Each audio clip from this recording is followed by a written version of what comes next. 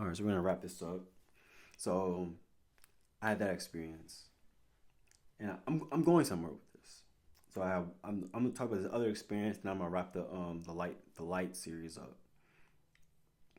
So at this point, I'm having dreams constantly. Like I'm having dreams like my dreams are like or they're getting wild. Like I'm having dreams in different languages. Like I'm spreading the gospel about Jesus Christ to people in their dreams, and then those people will meet me in real life and we'll have the same conversation, and they'll say, I just had a dream like this a few nights ago. Like crazy things. Had a dream English, had a dream in Spanish, had a dream in an Asian language I never read or spoken, and I had a dream in a language to this day I've never even heard of, like completely foreign, like highly foreign language. And three of those dreams, I've met those people in real life, and we talked about the things that we talked about in the dream. So Christianity, the power of Christianity, there's a power in that is real. Like, don't get it twisted. People say, "Oh, Christianity is this, Christianity is that." Y'all do not know the power of Christianity. Y'all do not know the power of Yahweh. Y'all do not know the power, like these powers that y'all are talking of. Because if y'all did, y'all realize that the Bible is a compilation of all the spiritual knowledge before it. It's just put into one book. But that one book has been bastardized because of humans. They've been they took the book out of context because they're thinking the book stands alone. The book does not stand alone. Because if you read the Christian Bible by itself, you will realize that if you're not a Jew or Jewish or the people that are in the Israel right now, if you're not from that lineage, you're a servant. You're a slave to them. That's what the Bible says. The Bible says if you are not a Jew from Israel right now, you are a slave to them. You're supposed to serve them. Now, on earth right now, they're supposed to serve us. But when the New Jerusalem comes, we will serve them for all of eternity. We're their slaves. And in order for them to have slaves for all of eternity, they have to serve us in this life. I know it sounds crazy, but it's in the Bible. Yahweh is a tribal God. And a tribal God means he is a God for his people. If you are not a Jew, then Yahweh is not your God because he is a tribal God. If anything, Yahweh wants to make you a slave, if anything, but that's taken it to the extreme, if anything. So I'm having these experiences. I'm starting to think like, man, that's kind of messed. The Bible's kind of messed up. Looking at the Gnostic scriptures, looking at it sideways, like, what do I believe? So at this point, I'm realizing the only thing I could really believe is my experiences. So you know what? I'm gonna find God. I'm gonna find God, and I'm gonna find God in my dreams and go to war with him because he's fucking up people's lives down here. He's making it seem like one way, but it's a completely different other way. You got people out here living in poverty. You got people out here like desperate, really trying to change, but they can't because they're stuck in situations where they can't get out of because they don't have enough knowledge to. So I'm like, man, God, that's fucked up. And that's fucked up you're doing this. So you know what? I'm gonna wage war on you myself. I'm gonna risk my soul to take you down just to give these other people a chance because it's rough out here. Like where people really don't know what's going on. Like for real, for real. So I go through my rebellious phase where I'm going to war with God. First, I gotta find God. So I'm doing all these things, and obviously I didn't find God. You know what I'm saying, right? Like obviously I didn't find God, or in my mind I didn't find what I was satisfied to find as God, right? But later on I'll tell you about that later. So now I'm into like now that the Nakamai scriptures they're not cutting it no more. Like there's something more out there. Like what's going on? Why am I having these experiences? Why is it not written down? Why aren't people talking about this over the internet? Because now the spiritual community is starting to grow, but people aren't talking about these things I'm experiencing. And it's like it's frustrating because I have no one to talk to about. I go to church, they think I'm crazy. I go like just all these experiences. So I finally get to the point where I'm like, you know what? There's something else. So that's when I get into the Emerald Tablets. That's when I start getting into Hermeticism. That's when I start getting into like spiritual scriptures of the world. So I do like maybe a year and a half, 2 years of comparative religion on my own. And I started reading the original scriptures. Then I started realizing something. Then once I started realizing that all the spiritual scriptures are recording the human consciousness, I started putting them together. Then once I started doing that, then I started to get to the next level, which in my spirituality, which was knowledge, right? So at first I had like hope and faith and belief. But then when I witnessed the sea of light, when I witnessed that, I'm like, okay, God is real. I no longer believe in God. I know God exists. I know it. I know it now. Because, mind you, in Darkness Part 2, I seen the devil too. So, if I experience the devil in all of his darkness, then I experience the light in all of its glory. God exists on some level. And whether or not that sea of light was God, I don't know. But if anything, if I were to accumulate thought into anything about being God, that experience would be it. Like, that was the experience of God. Because I haven't experienced anything like that. And the only thing I could probably experience similar to that, like close to it, would be like my firstborn or my children. But even that wouldn't come close to like that experience, like that level of intensity. The level, it was such at a high level of intensity that it was subtle. Like it goes past your senses. Okay, but so I'm having all these experiences steadily, and like I'm having a lot of experience, but I'm not going into each one because it'll just take too long. But I finally get to this one experience when I get under the care of Thoth or Tahuti, and he starts teaching me about how to capture demons, right? Now it sounds weird. It's not actually Tahuti teaching me how to do these things. It's my subconscious mind playing out the knowledge that I'm getting through my dreams in order to tame myself, in order to get to a deeper part of myself.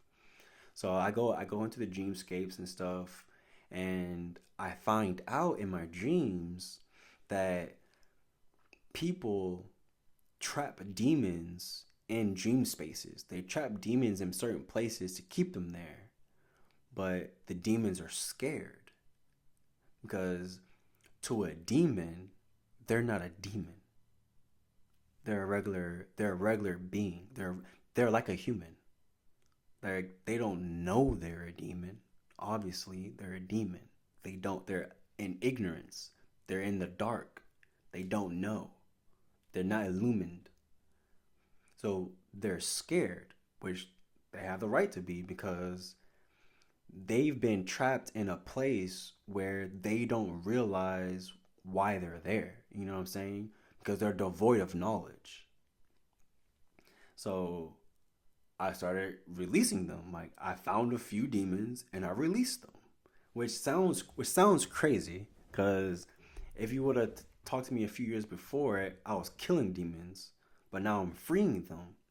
But it's because I unlocked a certain type of compassion somewhere down the line in the happenings where I started to feel sorry for the demons, and under I started putting myself in the demon's place because if I had this knowledge and I'm talking to people that were in the church for 20, 30 years before I was, and they don't even know what I'm talking about,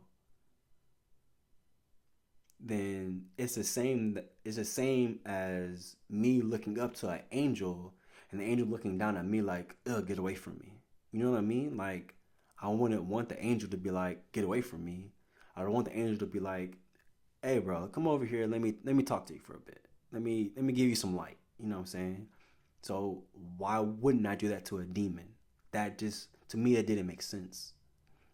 I couldn't rationalize it in my head, like it didn't make sense. So I was like, okay, let me let me not try to fight the demons. Let me try to teach them. So I taught my, well, Tahuti taught me a few spells or whatever, whatever, whatever, whatever.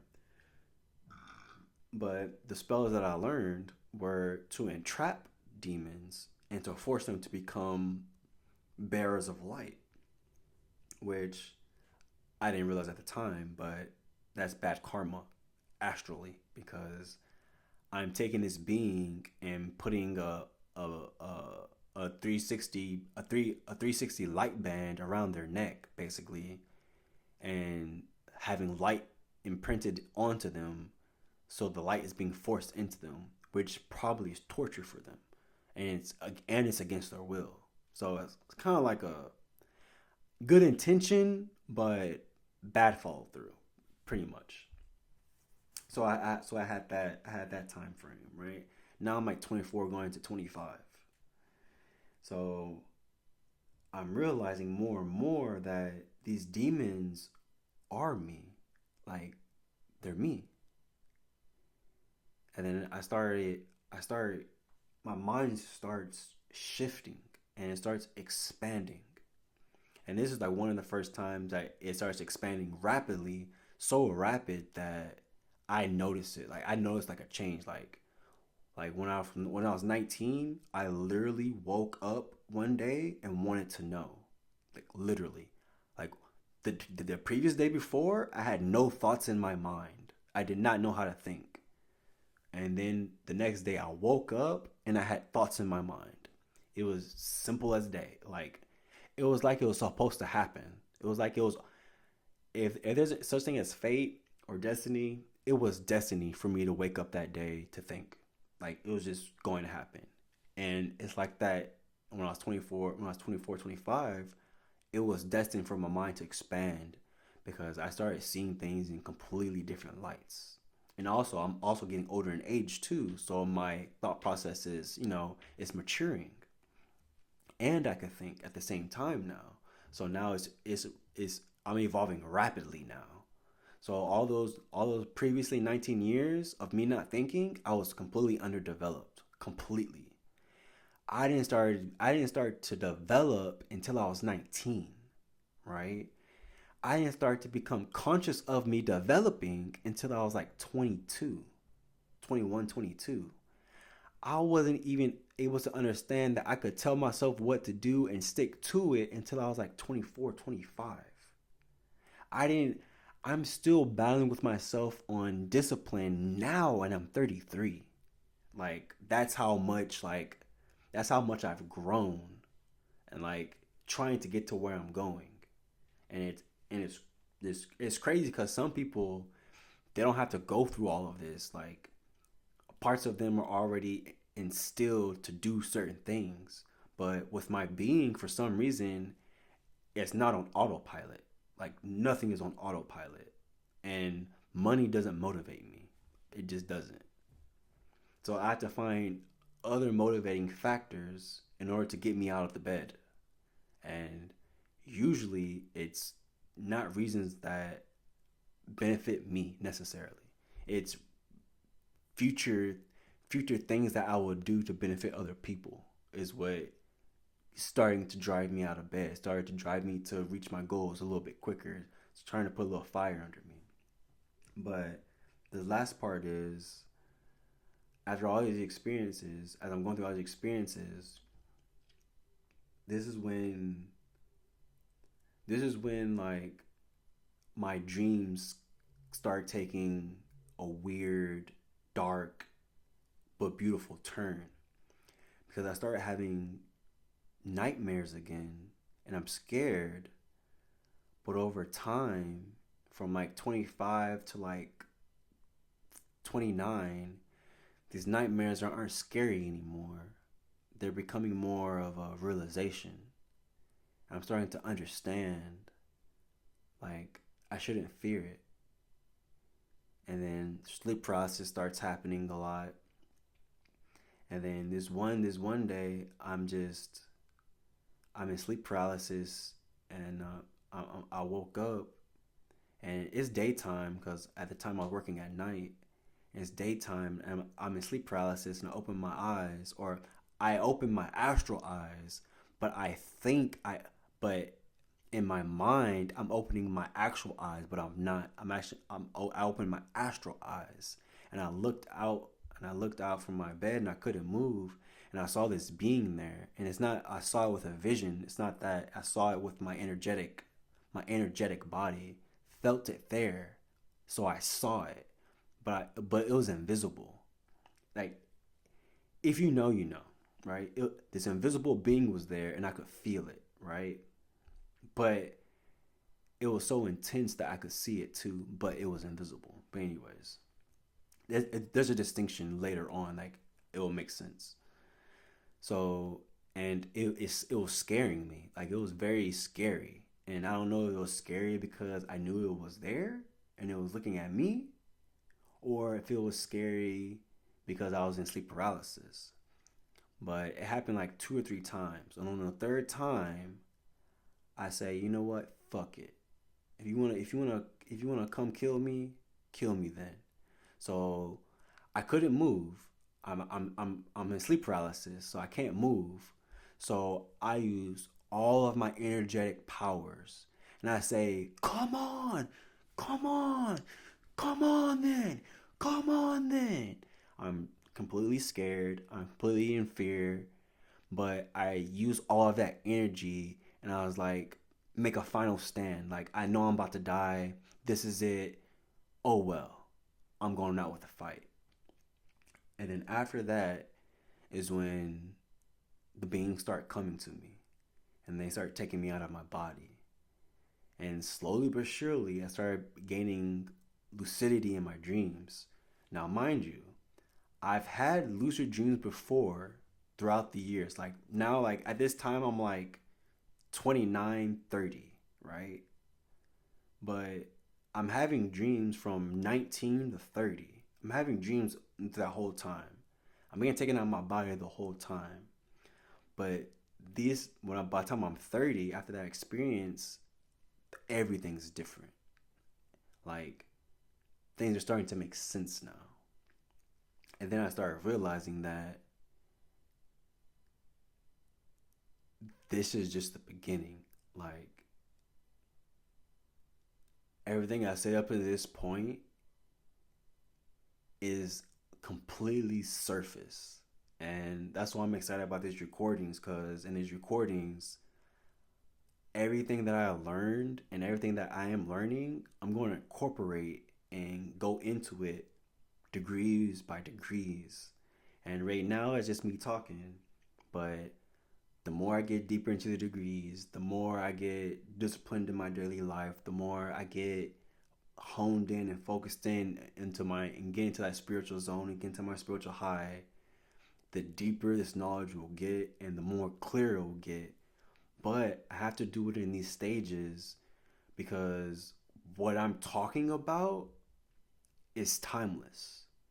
It's timeless knowledge. And it's not my timeless knowledge. It's just timeless knowledge of my soul. Like, it's just solar knowledge. But the solar knowledge has been lost because people try to cover it up because they don't want you to know the truth because of the binding darkness. There's energy forces at play here that are so much bigger than you think. Like, you're thinking about shadow governments. Think about a spiritual community that governs humanity.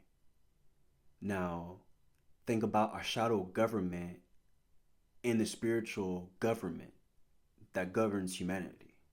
You see what I'm saying? Like, it's so much deeper than anything. And if you haven't already noticed, we're going to go to Sirius. we gotta figure out what's there. But first, before we go there, we have to be prepared because we may not like what we find there and we may not be able to come back. But stay tuned. Signs of a Conscious Mind.